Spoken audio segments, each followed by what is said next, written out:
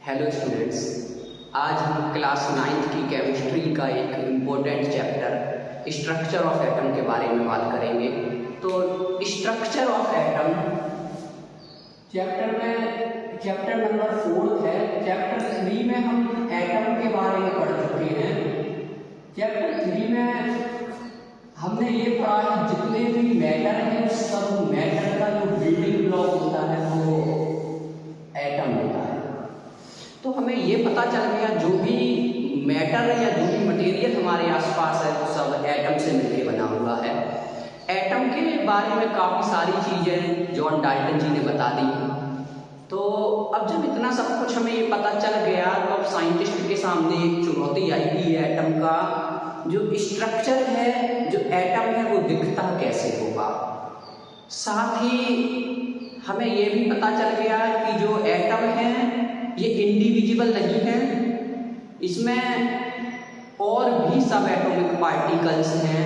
हमें चार्ज के बारे में पता चल गया कि जो एटम होता है उसमें कुछ चार्ज पार्टिकल होते हैं जिन्हें हमने प्रोटॉन और इलेक्ट्रॉन नाम दे दिया। साइंटिस्ट ने प्रोटॉन और इलेक्ट्रॉन नाम से उसे जानने लगे। प्रोटॉन और इलेक्ट्रॉन के बारे में पता चला, काफ़ी सारी डिस्कवरीज हुई।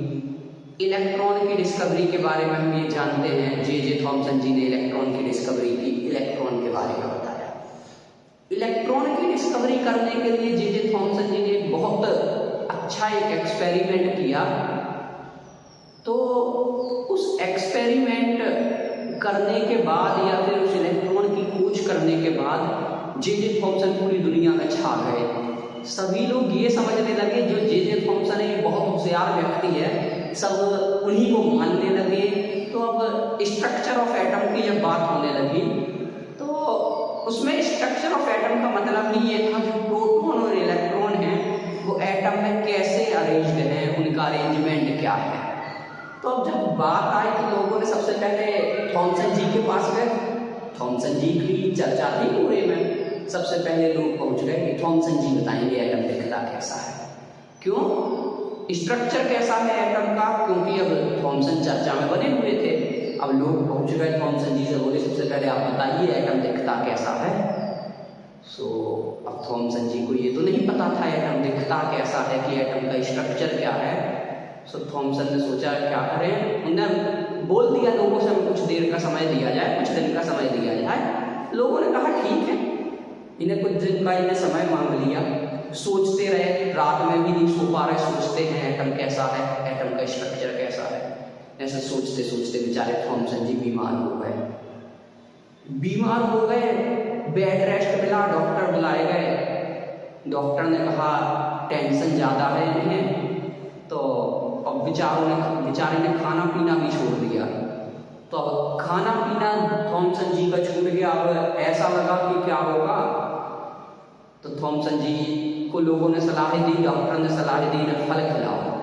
अब थॉमसन जी के सामने फल लाए गए तो सबसे पहले तरबूज लाया गया। थॉमसन जी ने तरबूज देखा, थॉमसन की आंखों में चमक आ गई, बोले अरे मिल गया, बोले एटम दिखता है तरबूज जैसा दिखता है। तो हम सबसे पहले आज बात करेंगे किसकी, थॉमसन मॉडल ऑफ एटम की। स्ट्रक्चर ऑफ एटम में काफ़ी सारे मॉडल दिए गए, काफ़ी सारे मॉडल्स के बारे में बताया गया कि एटम कैसा दिखता होगा। तो सबसे पहला इसमें जो मॉडल था वो था थॉमसन मॉडल ऑफ एटम। कौन सा, थॉमसन मॉडल ऑफ एटम। जब थॉमसन ने अपना मॉडल दिया, इन्होंने बता दिया, लेकिन ये मॉडल ज़्यादा देर नहीं चल पाया। इसके साथ दूसरा मॉडल आया रदरफोर्ड जी का, रदरफोर्ड्स मॉडल ऑफ एटम। फिर रदरफोर्ड जी भी ज़्यादा समय तक नहीं चले, एक और साइंटिस्ट आ गए, बोहर्स मॉडल ऑफ एटम। तो हम इन 3 मॉडल के बारे में चर्चा करेंगे मेनली। तो सबसे पहले हम बात करते हैं थॉमसन जी के बारे में। अच्छा, थॉमसन जी बीमार हैं, बेड पे डले हैं, इनके लिए सबसे पहले फल लाए गए हैं। फल आए, फल में तरबूज देखते ही थॉमसन की आंखों में चमक आ गई। इन्हें समझ में आया, इनने कोई एक्सपेरिमेंट नहीं किया, सीधे बोल पड़े जो एटम है वो तरबूज जैसा दिखता है। क्या बोले, जो एटम है वो तरबूज जैसा दिखता है। तो एटम तरबूज जैसा दिखता है। लोगों ने पूछा कैसा दिखता है तरबूज जैसा, तो थॉमसन जी ने बताया कि जो बाहर वाला तरबूज का हरा वाला या जो लाल वाला पूरा पार्ट होता है, ये एक पॉजिटिव चार्ज का स्फीयर है। जो ये बाहर वाला लाल वाला पार्ट होता है तरबूज का स्फीयर जैसा, वो एक पूरा पॉजिटिव चार्ज का स्फीयर है। क्योंकि पॉजिटिव और नेगेटिव चार्ज के बारे में हमें पता था, प्रोटॉन और इलेक्ट्रॉन के बारे में थॉमसन जी को पता था। सो ये बात पता चली, लाल वाला जो पार्ट है वो पॉजिटिव चार्ज का स्फीयर है। लेकिन फिर इन्होंने सोचा यदि ये पॉजिटिव चार्ज है, इलेक्ट्रॉन की डिस्कवरी तो मैंने खुद ही की है, तो जब इलेक्ट्रॉन की डिस्कवरी की तो इलेक्ट्रॉन भी होंगे। तो इन्होंने बोला कि उसमें बीज गड़े हुए होते हैं, छोटे छोटे काले काले, वो जो बीज हैं वो इलेक्ट्रॉन गड़े हुए हैं। क्या बताया इन्होंने? बीज में इसके इलेक्ट्रॉन गड़े हुए हैं, ऐसा कुछ में बता दिया थॉमसन जी। बेचारे टेंशन में थे, तरबूज देखते ही इन्हें कुछ अच्छा सा लगा, कोई एक्सपेरिमेंट नहीं, सिर्फ तुक्का लगा दिया। और लोगों ने माना भी। क्यों माना? क्योंकि थॉमसन बहुत प्रसिद्ध व्यक्ति थे, इलेक्ट्रॉन की खोज की थी, इतने ज्यादा इनका डंका बजता था दुनिया में कि लोग मान गए, बोले ऐसे तरबूज जैसा दिखता है। क्या बताया इन्होंने कि जो एटम है वो कैसा है? एक पॉजिटिव चार्ज का स्फीयर है। Atom is a sphere of positive charge। ये बोला इन्हें पॉजिटिव चार्ज का स्फीयर है। और जो इलेक्ट्रॉन्स हैं वो बीच बीच में बीज की तरह गड़े हुए हैं। Electrons are embedded in it, जो इलेक्ट्रॉन है वो इसमें गड़े हुए हैं। तो लोगों को ये बात तो समझ में आ गई, पॉजिटिव चार्ज है, नेगेटिव चार्ज है, लेकिन फिर तो यदि चार्ज है तो उसमें करंट लगना चाहिए। तो फिर थॉमसन जी ने फिर समझाया कि पॉजिटिव और नेगेटिव चार्ज नहीं आपस में बराबर है, मैग्नीट्यूड इसका बराबर है, तो ये एक दूसरे को कैंसिल कर देता है, इसलिए इस पर कोई चार्ज नहीं रहता। जो एटम होता है वो न्यूट्रल हो जाता है। इन्होंने और क्या बताया? The positive and negative charge is equal. जो पॉजिटिव और नेगेटिव चार्ज है इक्वल है, तो ये क्या करता है? So it cancel each other, एक दूसरे को कैंसिल कर देता है। इसका मतलब क्या है? जो एटम है वो न्यूट्रल है, एटम है वो न्यूट्रल है। क्या बताया थॉमसन जी ने? बिस्तर में लेटे लेटे बताया, बिना एक्सपेरिमेंट करे बताया। बोले पॉजिटिव चार्ज का स्फीयर है, ये स्फीयर है किसका? पॉजिटिव चार्ज का। और जो नेगेटिव चार्ज इलेक्ट्रॉन है वो इलेक्ट्रॉन इसमें गड़े हुए हैं, ऐसा बता दिया थॉमसन ने। थॉमसन खुश, एक टेंशन हट गई थॉमसन के मन से कि लोगों ने पूछा था। तो लोग भी खुश, बोले थॉमसन जी को तो ज्ञान बहुत ज्यादा है, एटम के बारे में भी बता देते हैं। लेकिन ये खुशी ज्यादा समय तक नहीं चल पाई थॉमसन जी। क्यों नहीं चल पाई? रदरफोर्ड भाई आया। रदरफोर्ड भाई ने किया एक बहुत खतरनाक सा एक्सपेरिमेंट, एक बहुत बड़ा एक्सपेरिमेंट लेकर के आया। और उस एक्सपेरिमेंट से उन्हें जो रिजल्ट मिले वो ये मॉडल को एक्सप्लेन कर ही नहीं पा रहा था। यदि मॉडल ऐसा होता तो रदरफोर्ड का एक्सपेरिमेंट फेल हो जा रहा था। तो रदरफोर्ड भाई ने पूछा, बताओ यार ऐसा है, हमने तो एक्सपेरिमेंट किया है, तुमने तो सिर्फ ऐसे ही बोल दिया था। तो थॉमसन जी को भी लगा यार सच बात है, हमने कोई एक्सपेरिमेंट नहीं किया है। तो ये थॉमसन के मॉडल में कुछ कमियां रह गई कि उन्होंने बिना एक्सपेरिमेंट करे ही अपनी बात बता दी। तो अब हम बात करें लिमिटेशन या ड्रॉबैक ऑफ रदरफोर्ड एटम को थॉमसन एटम। सो थॉमसन के एटम में क्या कमी थी? पहली कमी तो इनकी यही थी कि इनका जो एटम था इसका कोई एक्सपेरिमेंटल प्रूफ नहीं था। थॉमसन ने कोई भी एक्सपेरिमेंटल प्रूफ नहीं दिया था। Thomson did not provide any experimental proof. Experiment इन्होंने तो खुद ने नहीं किया, और साथ में जो रदरफोर्ड ने एक्सपेरिमेंट किया, उस रदरफोर्ड के एक्सपेरिमेंट को इनका मॉडल जस्टिफाई नहीं कर पा रहा है। तो ये मॉडल इसके बारे में भी नहीं बता पा रहा है। This model can not justify Rutherford's experiment. Rutherford ने क्या एक्सपेरिमेंट किया ये अपन भी देखेंगे, लेकिन जो रदरफोर्ड का एक्सपेरिमेंट था उसको एक्सप्लेन नहीं कर पा रहा था कौन? थॉमसन का मॉडल। तो थॉमसन जी काफी ज्यादा प्रचलित आदमी थे, लेकिन तो अभी फेल हो गए। अच्छा, इनका जो मॉडल था ये कुछ तरबूज से इन्होंने प्रेरित होकर के अपना मॉडल दिया था, इसलिए इनके मॉडल को वाटरमेलन मॉडल के नाम से भी जाना जाता है। किस नाम से जाना जाता है? वाटरमेलन मॉडल भी कहा जाता है। दो इसके और नाम है वाटरमेलन मॉडल। साथ में अब काफी सारे लोग थे, अपने देश के नहीं थे कि उन्हें तरबूज देखा है, बाहर के थे, उन्हें ये भी नहीं समझ में आया। तो इनके यहाँ क्रिसमस पे एक मिठाई बनती है, क्रिसमस पुडिंग कहते हैं। जैसे गुड़ के लड्डू होते हैं, उसमें कुछ छोटे छोटे ड्राई फ्रूट्स गड़े होते हैं। तो इनने फिर ये भी बता दिया, जो इनका मॉडल है कैसा दिखता है? Christmas pudding. जो क्रिसमस पे बनने वाली मिठाई है, उसका जो पूरा वो पार्ट है वो स्फीयर है, और उसमें जो ड्राई फ्रूट्स हैं वो इलेक्ट्रॉन गड़े हुए हैं, इसलिए इसको दूसरा नाम दे दिया गया क्रिसमस पुडिंग मॉडल। क्या नाम दिया गया? Christmas pudding model. तो इस तरीके से थॉमसन ने बताया कि जो प्रोटॉन है और जो इलेक्ट्रॉन है वो किस तरीके से एटम में अरेंज्ड होंगे, कि जो एटम है वो कैसा दिखता होगा। बता तो दिया, तो कहने लगा तो दिया, लेकिन वो ज़्यादा समय नहीं चला, उनकी कुछ कमियां पता चल गई। कमी किसने निकाली? रदरफोर्ड ने एक्सपेरिमेंट करके।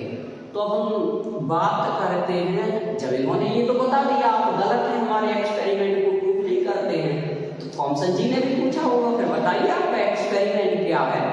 तो यहाँ पर हम थॉमसन मॉडल खत्म करके बात आगे बढ़ाते हैं और रदरफोर्ड का एक्सपेरिमेंट देखते हैं। एक बहुत इम्पोर्टेंट एक्सपेरिमेंट इन्होंने किया, बहुत बार एग्जाम में क्वेश्चंस पूछे जाते हैं। तो हम बात करते हैं रदरफोर्ड के एक्सपेरिमेंट की। रदरफोर्ड ने क्या किया था, इसको चाहे तो नोट कर सकते हैं, स्क्रीनशॉट लिया जा सकता है।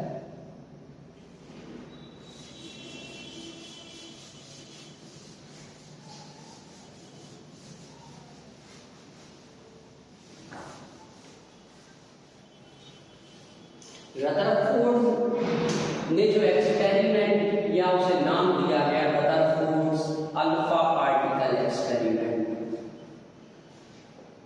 Rutherford's alpha particle experiment. Rutherford ने अल्फा पार्टिकल का उपयोग करके एक एक्सपेरिमेंट किया।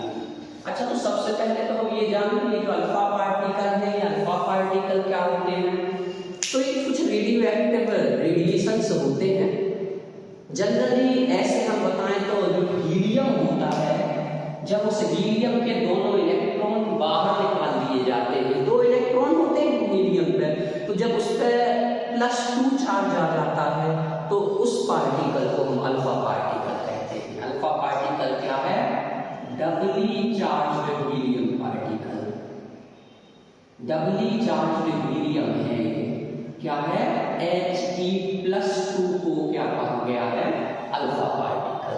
अच्छा, हमें ये भी समझ में आएगा इसमें, जब अल्फा पार्टिकल है, हीलियम का मास होता है 4, तो जो अल्फा पार्टिकल है इसका मास तो है 4 यूनिट, और जो इसमें चार्ज है वो है 2 यूनिट, +2 यूनिट।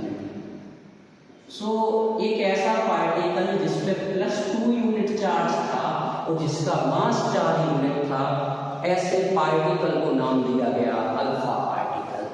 इन्होंने इस अल्फा पार्टिकल का एक रेडिएशन, एक रेडियो एक्टिव मटेरियल से निकलने वाले कुछ पार्टिकल का उपयोग करके एक एक्सपेरिमेंट किया। तो करा क्या इन्होंने, क्या सेटअप जमाया? तो एक सिंपल सा सेटअप था। इन्होंने एक फॉइल ली, एक पतली सी शीट ली गोल्ड की। ये इन्होंने गोल्ड की शीट ली, इसी को गोल्ड फॉइल एक्सपेरिमेंट के नाम से भी जाना जाता है। ये क्या है? Gold foil. इस गोल्ड फॉइल को ऐसा, ये ऐसी रखी हुई है, यहाँ पे एक सोर्स लिया जिससे अल्फा पार्टिकल निकल सके। ये सोर्स है किसका? Of alpha particle. यहाँ से अल्फा पार्टिकल निकल सकते हैं। अल्फा पार्टिकल जाकर के टकराएंगे किससे? गोल्ड की फॉइल से। अब यदि ये फॉइल को पार करके निकल जाते हैं तो इस पार्टिकल को कैसे देखा जाए? इसके लिए इन्होंने पीछे स्क्रीन लगा दी। जब भी इस पर कोई लाइट या रेडिएशन पड़े तो ये स्क्रीन उस लाइट को रिफ्लेक्ट करती है, ये चमकती है। इस स्क्रीन ये बनी हुई थी जिंक सल्फाइड से। जिंक सल्फाइड की स्क्रीन लगाई जो सेंस कर सकती थी अल्फा पार्टिकल को, जो रेडिएशन को दिखा सकती थी यदि कोई रेडिएशन पार करके आया है तो। अच्छा, रदरफोर्ड जी ने बात ये आती है कि इन्होंने गोल्ड की भी फॉइल खोली, कोई और ले लेते। तो रदरफोर्ड जी बहुत पतली शीट लेना चाहते थे, जितनी पतली से पतली मिल सके। और हम ऐसा जानते हैं जो गोल्ड है वो मोस्ट मैलिएबल मेटल है, इससे ज़्यादा पतली शीट और भी किसी भी चीज़ की प्राप्त नहीं की जा सकती। तो ये सबसे पतली शीट मिल सकती थी, सबसे ज़्यादा मैलिएबल मेटल था, इसलिए इन्होंने गोल्ड का चुनाव किया। अच्छा, थॉमसन जी को रदरफोर्ड भी मानते थे, तो ये समझ रहे थे रदरफोर्ड कि जब इससे अल्फा पार्टिकल आकर के टकराएंगे तो अल्फा पार्टिकल इससे टकराएंगे, एटम स्फीयर है पॉजिटिव चार्ज का, तो बाहर वापस चले जाएंगे उससे रिपेल होके, उससे टकरा करके। तो ये तो इस तरीके का ऑब्जर्वेशन सोचे हुए थे। लेकिन जब इन्होंने एक्सपेरिमेंट किया तो इन्हें जो रिजल्ट मिले वो रदरफोर्ड खुद नहीं समझ पा रहे। उन्हें भी अचंभा हुआ वो रिजल्ट देख करके कि वो क्या रिजल्ट मिल गए। अच्छा, जो रदरफोर्ड ने एक्सपेरिमेंट किया उसके क्या ऑब्जर्वेशन थे, उन्होंने क्या ऑब्जर्व किया, उसकी बात करें तो रदरफोर्ड के ऑब्जर्वेशन है। रदरफोर्ड ने ये देखा कि जब अल्फा पार्टिकल आकर के गोल्ड फॉइल पर गिरे, अच्छा ये गोल्ड फॉइल किससे बनी हुई होगी? हर चीज एटम से बनी हुई होती है। तो ये एटम थे किसके? गोल्ड फॉइल के। तो ये गोल्ड फॉइल के एटम थे, ये गोल्ड फॉइल है। इन्होंने ये देखा जब ये अल्फा पार्टिकल आकर के गोल्ड फॉइल पर गिरे या गोल्ड फॉइल पर उनकी बॉम्बार्डिंग की गई तो ज्यादातर अल्फा पार्टिकल तो सीधे पार निकल गए। क्या देखा इन्होंने? ज्यादातर अल्फा पार्टिकल क्या हुआ? सीधे पार निकल गए। यहाँ ये अल्फा पार्टिकल का सोर्स है। इनको ये दिखाई दिया कि ज्यादातर अल्फा पार्टिकल तो यहाँ से बाहर निकल गए। इनने ये सोचा था वापस आएंगे, लेकिन ये देखा कि जैसे जाने थे जिस लाइन पर रहते सीधी स्ट्रेट लाइन में पार निकल गए। इन्होंने ये देखा maximum number of alpha particle passed straight from the gold foil. ज्यादातर अल्फा पार्टिकल सीधे पार निकल गए हैं किससे? गोल्ड फॉइल से। इन्हें ये दिखाई दिया बहुत कम फ्रैक्शन ऐसा है अल्फा पार्टिकल का जो कुछ एंगल से डिफ्लेक्ट हुआ है। जो कुछ एंगल से क्या हुआ है? डिफ्लेक्ट हुआ है। मतलब यहाँ पे यदि कुछ अल्फा पार्टिकल ऐसे भी थे कि जो यहाँ से गए और थोड़े से एंगल से मुड़ गए। जो पार्टिकल आए और थोड़े से एंगल से मुड़ गए, ऐसे बहुत कम पार्टिकल थे। इन्होंने ये देखा बहुत ही कम पार्टिकल, लगभग 12,000 में एक पार्टिकल ऐसा था जो जिस पाथ से आया उसी पाथ से वापस लौट गया। जो जिस पाथ से आया उसी पाथ से वापस लौट गया। क्या ऑब्जर्व किया रदरफोर्ड ने? उन्होंने ये देखा ज्यादातर अल्फा पार्टिकल गोल्ड फॉइल से स्ट्रेट लाइन में पार निकल गए हैं। बहुत कम फ्रैक्शन पार्टिकल का ऐसा है जो थोड़े से एंगल से डिफ्लेक्ट होता है या मुड़ता है। बहुत ही कम पार्टिकल, लगभग 12,000 में एक पार्टिकल ऐसा था जो जिस एंगल से आया था उसी एंगल से वापस चला गया। ये चीजें इन्होंने क्या की, ऑब्जर्व की। क्या देखा, most of the alpha particles past straight through the gold foil, सीधे निकल गए। बहुत कम फ्रैक्शन ऐसा था जो छोटे से एंगल से डिफ्लेक्ट हुआ। So small fraction of particle deflect with small angle, छोटे एंगल से डिफ्लेक्ट हो गया। और इन्होंने ये देखा लगभग 12,000 में एक पार्टिकल ऐसा था जो रीबाउंड होकर के वापस आ गया। One particle out of 12,000 appears to rebound, ये रीबाउंड करता हुआ वापस आता हुआ दिखाई दिया। तो जब इनने ये चीजें देखी तो इन्होंने ये सोचा कि अब इससे हमें पता क्या चलता है।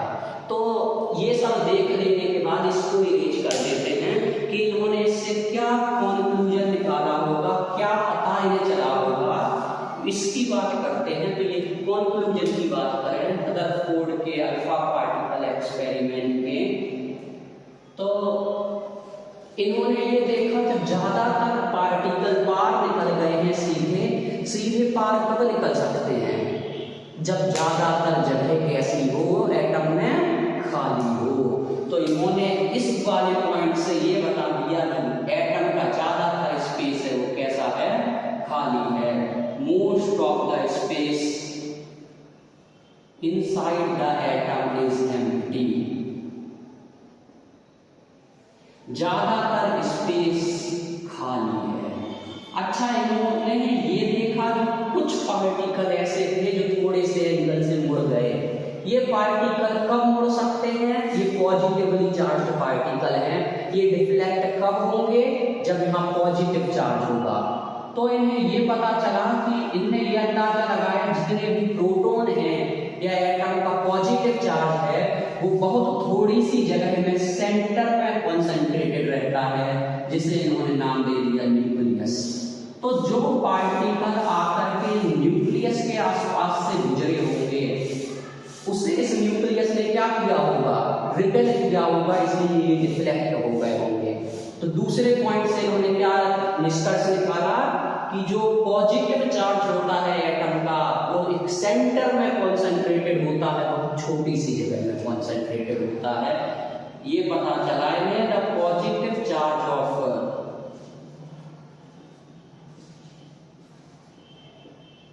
atom is concentrated in very little space at center called nucleus। तो सेंटर को इन्होंने क्या नाम दे दिया, न्यूक्लियस। तो न्यूक्लियस की डिस्कवरी किसने की, रदरफोर्ड के अल्फा पार्टिकल एक्सपेरिमेंट से न्यूक्लियस की डिस्कवरी हुई। इन्होंने ये बता दिया जो पॉजिटिव चार्ज है एटम का वो सारा कहाँ कॉन्सेंट्रेटेड है, सेंटर में कॉन्सेंट्रेटेड है। अच्छा, तीसरे पार्टिकल से उन्हें ये पता चला, तीसरे ऑब्जर्वेशन से, जब ये पूरा रीबाउंड होता हुआ दिखाई दिया, इस पे 4 यूनिट इसका मास है, तो अभी वो रीबाउंड हो जाए।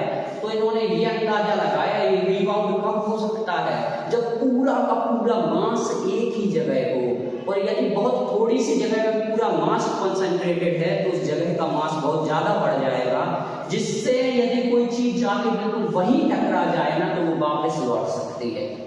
तो इन्होंने ये अंदाजा लगा दिया कि जो सारा मास होता है एटम का वो भी एक बहुत छोटी जगह में कॉन्सेंट्रेटेड होता है, वो भी न्यूक्लियस में ही कॉन्सेंट्रेटेड होता है। तो द पॉजिटिव चार्ज कॉन्सेंट्रेटेड है लिटिल स्पेस में, न्यूक्लियस में। सो इन्होंने मास के बारे में भी बता दिया। जो सारा मास है एटम का वो भी कहाँ है, न्यूक्लियस में है। Mass of atom is also reside in nucleus. बहुत छोटी जगह में, बहुत थोड़ी जगह में एटम का पूरा मास कॉन्सेंट्रेटेड होता है, जिससे वो पार्टिकल रीबाउंड हो सकता है। ऐसा किसने बताया? ऐसा बताया रदरफोर्ड ने। ऐसा उन्होंने अपने एक्सपेरिमेंट से देखा। तो जब इन्होंने अपने एक्सपेरिमेंट में ये सब कुछ देखा, ये सब कुछ बताया, लेकिन लोग उस टाइम इतने पढ़े लिखे नहीं थे। लोगों को ये बात नहीं समझ में आ रही अल्फा पार्टिकल क्या है, क्या ये गोल्ड फॉइल है, क्या है स्क्रीन लगाई है, लोग नहीं समझे। रदरफोर्ड से बोले भाई हम कैसे मान लें कि ऐसे सच है, हमें तो ये समझ में ही नहीं आता। रदरफोर्ड ने सोचा प्रूफ तो करना है। रदरफोर्ड ने 2-4 लोगों को बुलाया अपने पास से, उन्हें खेत में लेके गए। खेत में ले जाकर के उनकी आंखों पर पट्टी बांध दी और उन्हें कुछ छोटे छोटे कंकड़ दे दिए। जो खेतों में फेंसिंग लगी होती है ना, तार की फेंसिंग कैसी होती है, 3-4 लेयर में ऐसे तार लगे हुए होते हैं। अब रदरफोर्ड जी ने इनसे बोला ऐसा करो, इन तार पत्थर मारो। तो जब लोगों ने तार पे पत्थर मारे, एक तो उनकी आंखों में पट्टी बंधी है, तो ज्यादातर पत्थर तो चले गए सीधे, आवाज ही नहीं आई। स्टील के तार थे, मेटल के तार थे। अच्छा, कभी 10-12 में से एक आध पत्थर ऐसा था जो जाके तार से टकरा गया, टन की आवाज आई, वो थोड़े से एंगल से मुड़ के वहीं गिरा। तो लोगों को इन्होंने बताया, बोले तुमने यहाँ पत्थर मारे तो ज्यादातर पत्थर तुम्हें पीछे निकलते या बिना आवाज आते हुए दिखाई दिए ना। लोग बोले हाँ ऐसा हुआ। बोले बहुत कम पत्थर ऐसे हुए कि जाकर उससे टकराए, थोड़े से एंगल से मुड़ के जमीन में गिरे। लोगों की ये बात भी समझ में आई। तो वो यही बता रहे थे, बोले ये क्यों पार निकल गए आपके पत्थर, क्यों आपको आवाज नहीं आई टकराने की? क्योंकि जो ज्यादातर यहाँ जगह थी वो कैसी थी, खाली थी। वो बोले एटम या फिर जो पत्थर था वो कब मुड़ गया, जब इससे जाके टकराया। तो ऐसे ही जब वो न्यूक्लियस से जाकर के टकराया है तो वो थोड़े से एंगल से डिफ्लेक्ट हो गया। लोगों को ये खेतों वाली बात जल्दी समझ में आ गई। लोग खुश होकर बोले रदरफोर्ड जी ने तो अच्छा एक्सपेरिमेंट किया है, सही बताता है बंदा। तो इन्होंने अपने इस ऑब्जर्वेशन से ये कंक्लूजन निकाल दिए, ज्यादातर जगह खाली है, पॉजिटिव चार्ज और एटम का मास बहुत छोटी जगह में कंसंट्रेटेड होता है, जिसे हम न्यूक्लियस कहते हैं। इस बेस पर रदरफोर्ड ने अपना एक मॉडल पेश किया। रदरफोर्ड ने अपना एक एटम का स्ट्रक्चर बता दिया कि जो एटम है वो कैसा दिखाई देता है। तो बात करते हैं रदरफोर्ड मॉडल ऑफ एटम की। Rutherford's model of atom. Rutherford का जो मॉडल था वो एटम उन्होंने कैसा बताया कि जो कैसा एटम दिखता होगा। तो इन्होंने ये बताया कि ज़्यादातर स्पेस होगा एटम का वो खाली होगा। जो पॉजिटिव चार्ज होगा, जो प्रोटॉन होंगे वो पाए जाएंगे कहाँ पर, बीच में, सेंटर में। यही चीजें इन्होंने बताई जो इन्होंने कंक्लूजन देखा। इन्होंने ये बताया most of the space inside the atom is empty. ज्यादातर जगह खाली होगी। जो पॉजिटिव चार्ज होगा और जो मास होगा वो बहुत छोटी जगह में कॉन्सेंट्रेटेड होगा, जिसे न्यूक्लियस कहा जाएगा, है ना। Positive charge and mass of atom is concentrated in at center called nucleus। साथ में इन्होंने ये भी बात बताई कि न्यूक्लियस की साइज है, यदि ये बड़ी होती तो ज्यादा पार्टिकल रिफ्लेक्ट होते। तो इन्होंने ये भी बताया कि न्यूक्लियस की साइज है वो एटम की साइज के कंपैरिजन में बहुत ज्यादा छोटी होगी। the size of nucleus is very smaller in comparison with atom. Atom के कंपैरिजन में जो न्यूक्लियस की साइज है वो बहुत ही ज़्यादा छोटी है, इसीलिए बहुत कम पार्टिकल रिफ्लेक्ट होते हैं। इतना सब कुछ इन्होंने बताया पॉजिटिव चार्ज के बारे में, न्यूक्लियस के बारे में बात कर दी।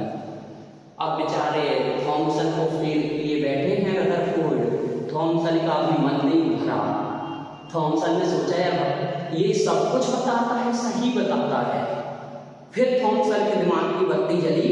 थॉमसन ने इलेक्ट्रॉन की खोज की थी, इलेक्ट्रॉन के बारे में अभी तक इन्होंने कुछ नहीं बताया। थॉमसन तुरंत पहुंचे रदरफोर्ड के पास, बोले यार आपने सब बता दिया, ये तो बताओ इलेक्ट्रॉन कहाँ है।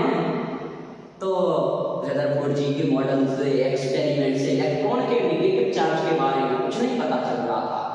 तो रदरफोर्ड ने थोड़ी देर सोचा, यदि हम नहीं बताते इलेक्ट्रॉन के बारे में दिक्कत हो जाती है।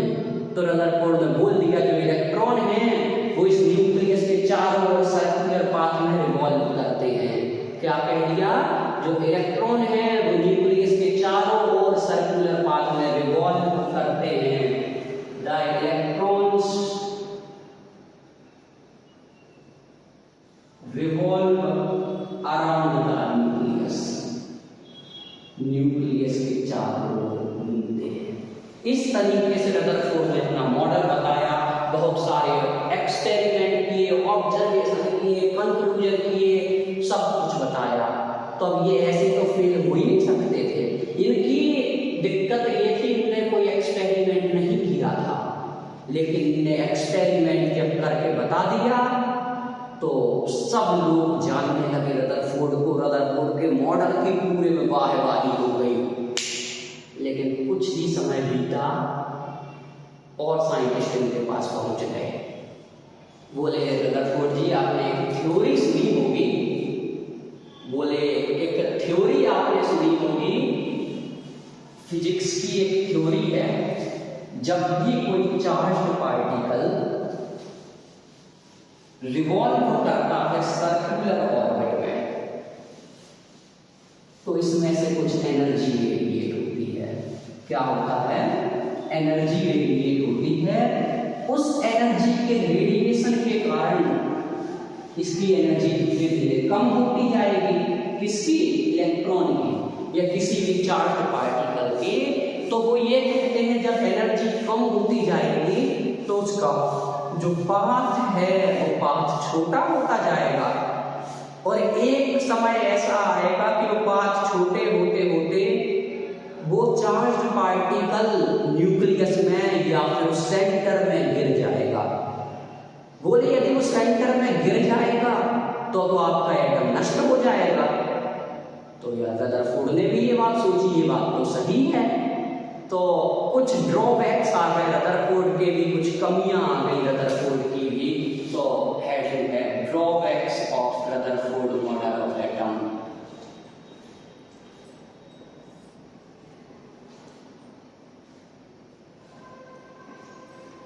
क्या कमी रह गई थी रदरफोर्ड के मॉडल में इतना सब कुछ करने के बाद? फिजिक्स की थ्योरी है, क्या कहती है, जब कोई चीज सर्कुलर पाथ में घूमती है, ये तो बीच में क्या है? न्यूक्लियस है, इसके अराउंड ये इलेक्ट्रॉन चक्कर लगा रहे हैं, किस पाथ में? सर्कुलर पाथ में। तो थ्योरी ये कहती है जब भी कोई चार्ज पार्टिकल सर्कुलर पाथ में चक्कर लगाएगा तो उसमें एक्सीलरेशन होगा, वेलोसिटी चेंज होने के कारण। अब उस एक्सीलरेशन के कारण उसमें से एनर्जी रेडिएट होगी, और यदि एनर्जी रेडिएट होगी तो धीरे धीरे उस पाथ की साइज छोटी होती जाएगी, वो छोटे रास्ते में चक्कर लगाने लगेगा। मतलब ये है कि जो इसका ये पाथ है ये धीरे धीरे स्पाइरल होता चला जाएगा, छोटा होता चला जाएगा, और एक समय ऐसा आएगा कि ये पाथ इतना छोटा हो जाएगा कि जो ये इलेक्ट्रॉन है, ये इलेक्ट्रॉन आकर के कहाँ गिर जाएगा? न्यूक्लियस में गिर जाएगा। लेकिन यदि इलेक्ट्रॉन न्यूक्लियस में गिर गया तो फिर रदरफोर्ड का पूरा मॉडल ही खत्म हो जाएगा। तो लोग साइंटिस्ट ने इनसे पूछा तो ये इलेक्ट्रॉन गिरता होगा क्या? रदरफोर्ड जी बोले नहीं गिरता है, हमारा मॉडल पूरा स्टेबल है। तब लोग इनके पीछे पड़ गए, बोले थ्योरी तो तुमने सुनी, बोले थ्योरी तो हमने सुनी, हम सही मानते हैं। बोले तो फिर ये बताओ ये इलेक्ट्रॉन इसमें गिरता क्यों नहीं है? अब रदरफोर्ड ये चीज नहीं बता पा रहे थे कि ये इलेक्ट्रॉन आकर के इसमें क्यों नहीं गिर रहा है, मतलब जो एटम है वो क्यों स्टेबल बना हुआ है, उसकी स्टेबिलिटी को नहीं समझा पा रहे थे। कौन? रदरफोर्ड। रदरफोर्ड की क्या कमी थी? He was not able to explain the stability of atom. Atom की स्टेबिलिटी के बारे में वो नहीं बता पा रहे थे। क्या स्टेबिलिटी? जब भी कोई चार्ज पार्टिकल घूमता है सर्कुलर पाथ में, according to a theory of physics, physics की एक थ्योरी के अनुसार, when a charged particle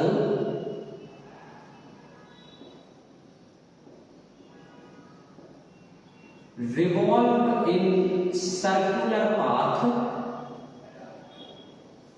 it radiates energy। इसमें से क्या होता है? एनर्जी का लॉस होता है, एनर्जी बाहर निकलती है। किस कारण? एक्सीलरेशन के कारण, ड्यू टू एक्सीलरेशन, क्योंकि स्पीड मेंटेन रखनी है उसे।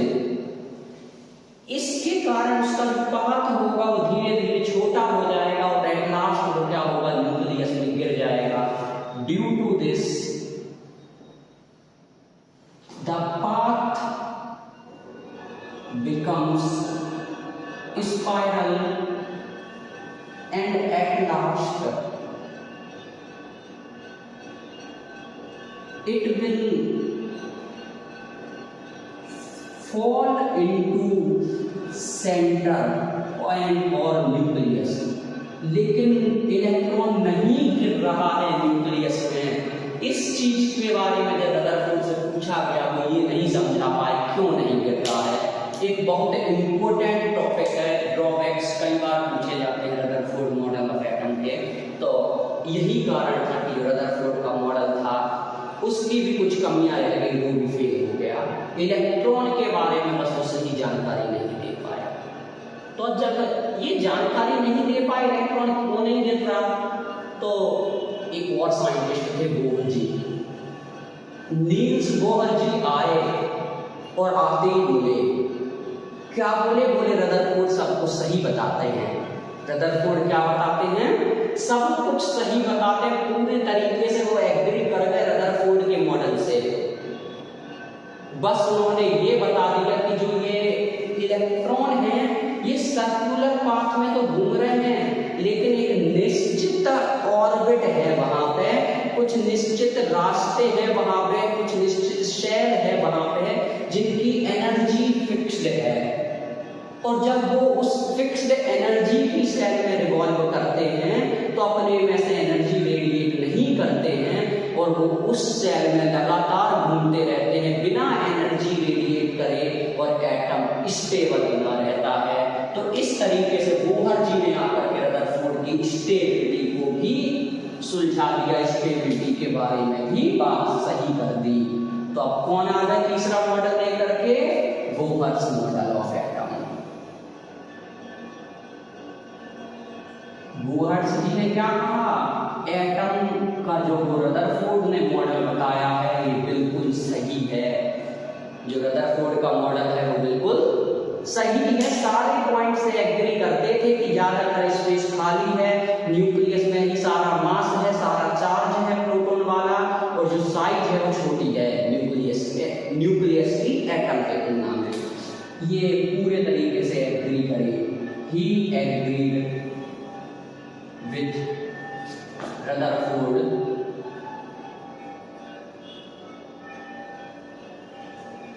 in all points,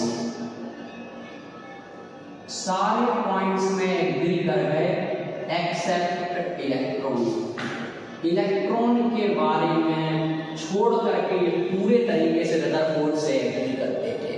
बस इन्होंने इलेक्ट्रॉन के लिए ये कहा जो इलेक्ट्रॉन है ये एक निश्चित एनर्जी की शैल में घूमते हैं जिसमें से एनर्जी रेडिएट नहीं होती है और वो स्टेबिलिटी बनी रहती है।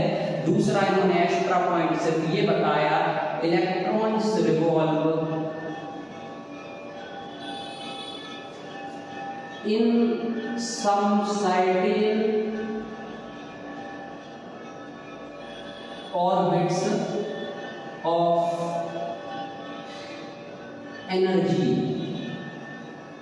या डेफिनेट एनर्जी की जो इनकी एनर्जी है वो कैसी है, निश्चित है, नोन एज। उन एनर्जी लेवल को क्या कहा गया, उन्हें नाम दिया गया एनर्जी लेवल, उन्हीं को नाम दिया गया शेल, उन्हीं को नाम दे दिया गया ऑर्बिट। मतलब एक निश्चित ऑर्बिट में रिवॉल्व करता है इलेक्ट्रॉन, नाम की सर्कुलर पाथ में घूम रहा है। जैसे प्लैनेट सन के अराउंड घूमते हैं तो एक निश्चित रास्ता है, मरकरी का अपना रास्ता, अर्थ का अपना रास्ता, जुपिटर का अपना रास्ता। तो ऐसे ही इनके निश्चित रास्ते हैं, उन रास्ते में ये घूमते हैं और जब उन रास्ते में ये घूमते हैं तो अपने में से एनर्जी रेडिएट नहीं करते हैं। अच्छा, और सही से उसे नाम दिया गया डिस्क्रीट ऑर्बिट, डिस्क्रीट ऑर्बिट कह दिया गया। जब इलेक्ट्रॉन इन ऑर्बिट में घूमते हैं तो एनर्जी रेडिएट नहीं करते हैं। When electron revolve in discrete orbit,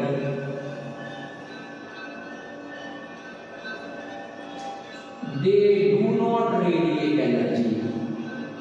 ये अब एनर्जी को रेडिएट नहीं करेंगे और एनर्जी रेडिएट नहीं करेंगे तो जो ये स्टेबिलिटी है टर्की जो रदरफोर्ड नहीं समझा पा रहे थे, ये स्टेबिलिटी बिल्कुल बनी रहेगी। उससे क्या होगा, एटम स्टेबल रहेगा और एटम का एक निश्चित स्ट्रक्चर दिया जा सकेगा। तो बोहर ने क्या स्ट्रक्चर बताया, इनने भी ये बताया बीच के बीच एक सेंटर है जिसमें सारा पॉजिटिव चार्ज है और सारा मास है। बस इसके अलावा कुछ निश्चित रास्ते बने हुए हैं, उन रास्ते में इलेक्ट्रॉन रिवॉल्व करते हैं, इन रास्ते में इलेक्ट्रॉन घूमते हैं। इन रास्तों को इन्होंने नाम दे दिया डिस्क्रीट ऑर्बिट या एनर्जी सेल, एनर्जी लेवल। और न्यूक्लियस से बढ़ते मतलब ये फर्स्ट ऑर्बिट थी, फर्स्ट ऑर्बिट को इन्होंने K सेल के नाम से जाना, इसको L सेल बोला, इसको M बोला, इसको N बोला। ये फर्स्ट सेल थी, सेकंड, थर्ड, फोर्थ, ऐसी और भी सेल हो सकती हैं। हमने ये 4 सेल तक का बनाया है, ऐसा बोहर ने बता दिया। अब जब बोहर ने ये बता दिया इलेक्ट्रॉन इनमें घूमते हैं तो बात ये भी आ गई होगी कितने इलेक्ट्रॉन किस ऑर्बिट में घूमते हैं। तो इसके लिए कुछ रूल दिए गए इलेक्ट्रॉनिक कॉन्फ़िगरेशन के लिए, जिसको अपन नेक्स्ट क्लास में चर्चा करेंगे इसके बारे में, जिसको हम नेक्स्ट क्लास में पढ़ेंगे। आई होप इतना जो हमने पढ़ा है क्लियर हुआ होगा, समझ में आया होगा। Thank you for watching, thank you.